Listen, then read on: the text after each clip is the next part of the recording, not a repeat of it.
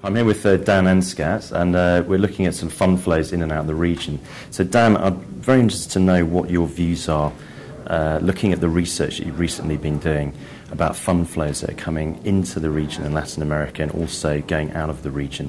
What sort of come out of your research recently about the next 12 months going forward? It's a tricky market environment, as you know. So what I find most interesting, and we're publishing a book on it in the next couple of weeks, is there are three main trends in Latin America. The first one, you see a very strong institutional pension fund business out of Chile and Peru and Colombia. It's been obviously with 30 years in existence, been there for a while. But when you look at that chunk of business, it's 150 billion in assets, and half of that, 70 billion, almost half, is in offshore funds. And what's interesting here, two elements. One is the top 10 companies, 7 are US, because this is proximity, time zone is the same, and high net worth investor relationship had been there for a while. The rest is European. Yeah. And you have the vast majority of products not being American or European, but being Asian. So the vast majority of products, out of the top 10 products in the equity space, 5 are Asia themed, Southeast Asia, different countries, different ASEAN, anything related to Asia. Investec has been getting money, Fidelity, Franklin Templeton, bigger and smaller names. So you see fund flows going to Asia themes, which ties in with what we have seen for a while, which is emerging markets are not only getting a bigger voice and a bigger share. You've seen recently Chile disapproving Dublin-based funds out of concern what's going on with Ireland. So there's actually a voice of emerging markets in Asia also with their fund passport that is now being heard in the European Commission. So I recently presented to them and they were exclusively interested in that. So you have that voice being heard, but you also see them forming partnerships. So Itaú is going to Japan. You have now 75 billion in Brazilian real linked products in Japan, brick funds, high yield funds.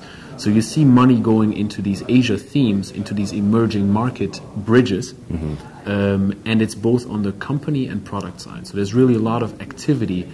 You still have to, if in the current market environment, really look at the tactical versus strategic. Right.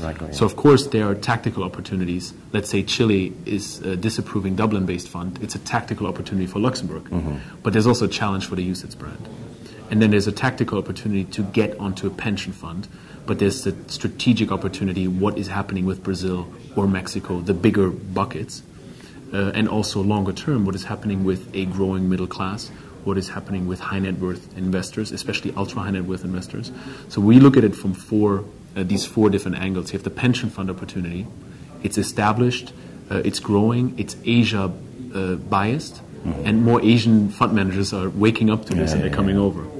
You have the high net worth opportunities. Traditionally, it's been Europe and US, but now you see more and more activity here. You see Julius Baer buying GPS, a stake, Credit Suisse buying in the multimercado space, hedging Griffo, a number of firms putting local people here in Brazil on the ground.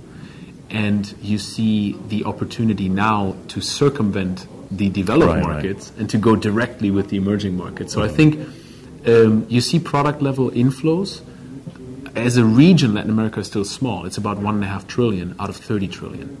But as an opportunity, it's huge in the next 5 or 10 years, especially on the high net worth and the middle class side. And of course, the pension fund industry is very, very active. What we see are two different routes to take it. One is you take an exclusive marketer. Yeah. The other one is you take a group that represents multiple firms. Okay. So overall, it's an exciting region. It's challenging in the next couple of months or 6 to 12 months because the industry globally is under attack through the global crisis and the flows are small. Actually strong outflows out of Europe and the US in August, September, but inflows in Asia and also in Latin America. So there's resilience. But longer terms, clearly this is the right place to be, and you know that. Yeah, excellent. Dan, thank you very much. Thank you.